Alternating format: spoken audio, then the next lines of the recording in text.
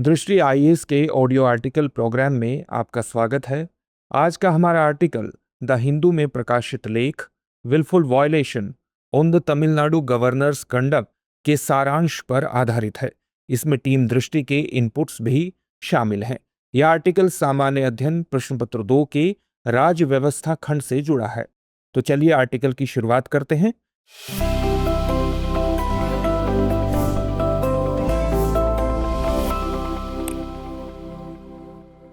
विधायिका और राज्यपाल के बीच मतभेद की स्थिति कोई नई नहीं है। बीते कुछ समय से राज्यपाल से जुड़े कई विवाद न्यायालय में सामने आए हैं।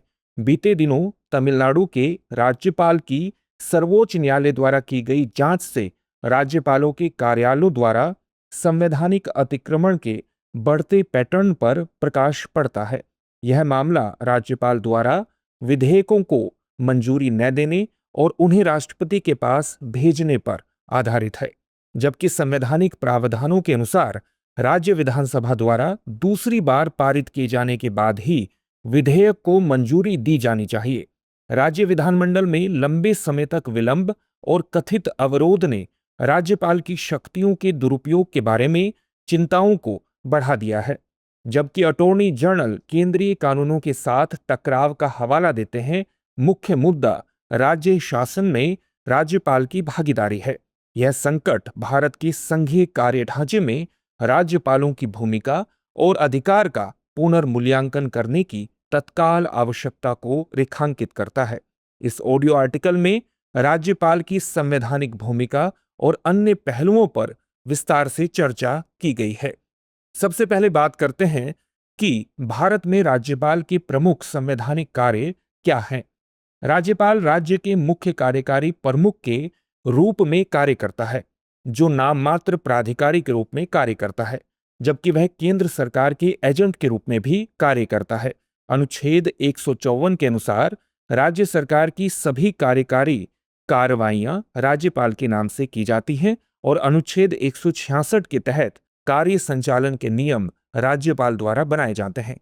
इसके अतिरिक्त राज्यपाल मुख्यमंत्री और उनकी सलाह पर मंत्री परिषद की नियुक्ति करता है। इसके अलावा राज्य विधानमंडल और संघ के बीच संवैधानिक कड़ी के रूप में संविधान के अनुच्छेद 174 के तहत राज्यपाल राज्य के विधानमंडल का सत्र आमंत्रित, सत्रावसान और उसका विघटन करता है। गौरतलब है कि किसी विधेयक को कानून बनने के लिए राज्यपाल की स्वीकृति प्राप्त होनी चाहिए, जैसा कि संघ स्तर पर राष्ट्रपति की स्वीकृति आवश्यक होती है, अथवा इसे अनुच्छेद 200 के तहत राष्ट्रपति के विचारार्थ आरक्षित रखा जा सकता है। राज्य के वित्तीय शासन में राज्यपाल की भूमिका महत्वपूर्ण होती है, क्योंकि अनुच्छेद 207 के तहत उनकी सिफारिश के बिना विधानसभा में कोई भी धन विधेयक पेश नहीं किया जा सकता है।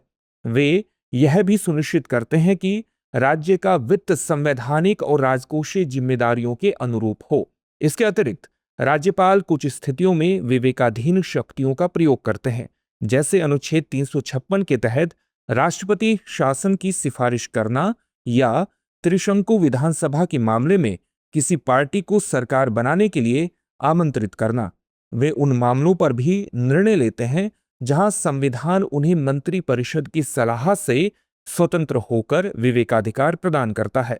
साथ ही राज्यपाल अनुच्छेद 165 और अनुच्छेद 316 के तहत महाधिवक्ता और राज्य लोक सेवा आयोग के सदस्यों सहित प्रमुख पदाधिकारियों की नियुक्ति करता है। वे राज्य विश्वविद्यालयों के कुलपतियों की नियुक्ति करते हैं, जो हाल के वर्षों में एक विवादास्पद मुद्दा रहा है। अनुच्छेद 356 के तहत यदि राज्यपाल का मानना है कि किसी राज्य में संवैधानिक तंत्र विफल हो गया है, तो वे राष्ट्रपति शासन की सिफारिश कर सकते हैं। हालांकि यह प्रावधान आपातकालीन उपायों के रूप में है, लेकिन इसका प्राय राजनीतिक लाभ के लिए दुरुपयोग किया जाता है। सर्वोच्च न्यायालय ने निर्णय दिया है कि ऐसी सिफारिशें न्यायोचित होनी चाहिए, मनमानी नहीं। इसके अलावा भारतीय राज्य के राज्यपाल को संविधान के अनुच्छेद 161 के तहत क्षमादान की शक्तियां प्राप्त हैं, जिसके तहत उन्हें राज्य के कानूनों के विरुद्ध अपराधों के लिए क्षमा, विलंब, राहत या सजा में छूट देने की अनुमति है। लेकिन सवाल है कि भारत में राज्यपाल के पद से संबंधित प्रमुख चिंताएं क्या हैं।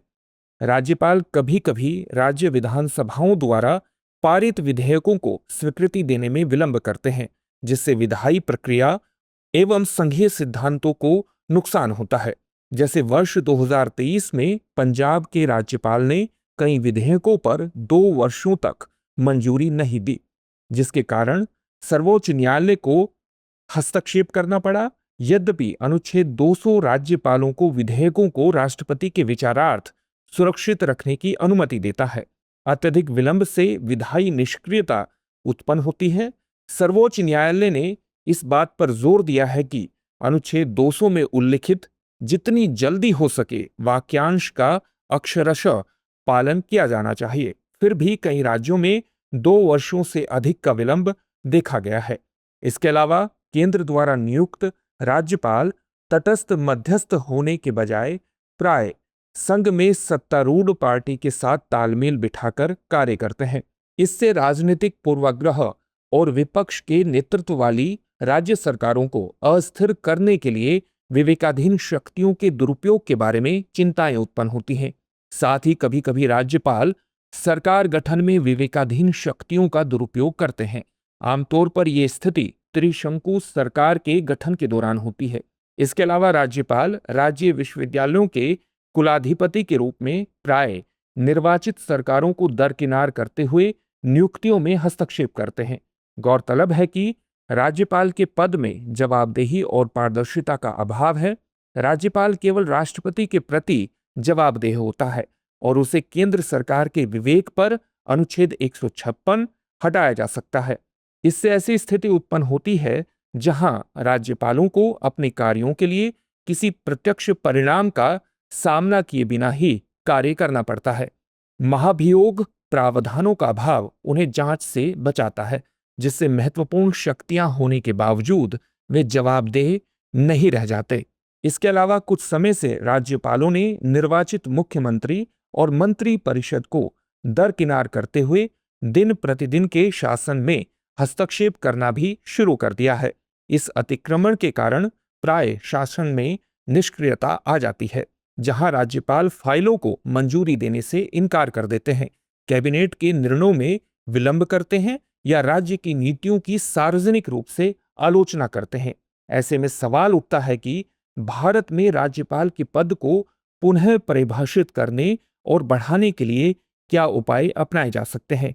विधायी निष्क्रियता को रोकने और संघीय सिद्धांतों को कायम रखने के लिए राज्यपालों को एक निश्चित समय सीमा के भीतर विधेयकों पर कार्य करने के लिए बाध्य किया जाना चाहिए।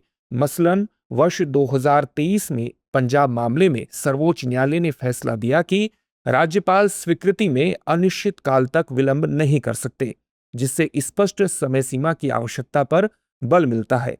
उल्लेखनीय है कि पुंछी आयोग ने भी आरक्षित विधेयकों पर राज्यपाल के निर्णय के लिए 6 महीने की सीमा की सिफारिश की थी।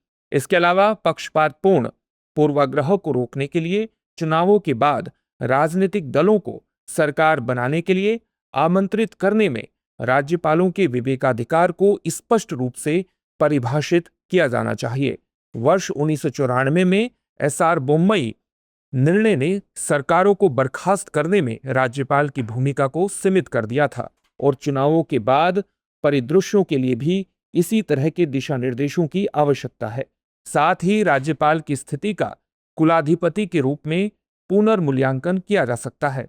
बता दें कि सरकार या आयोग ने सिफारिश की थी कि राज्यपालों को उनकी संवैधानिक भूमिका से असंबद्ध वैधानिक शक्तियां नहीं दी जानी चाहिए तथा विश्वविद्यालयों के प्रशासन में राज्यों की अधिक भागीदारी होनी चाहिए।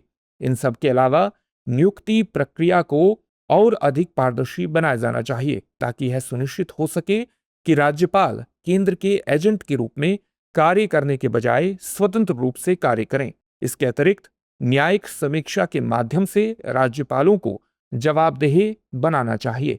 हालांकि अनुच्छेद 361 राज्यपालों को उन्मुक्ति प्रदान करता है, लेकिन असंवैधानिक आचरण को रोकने के लिए उनके कार्यों की न्यायिक जांच होनी चाहिए।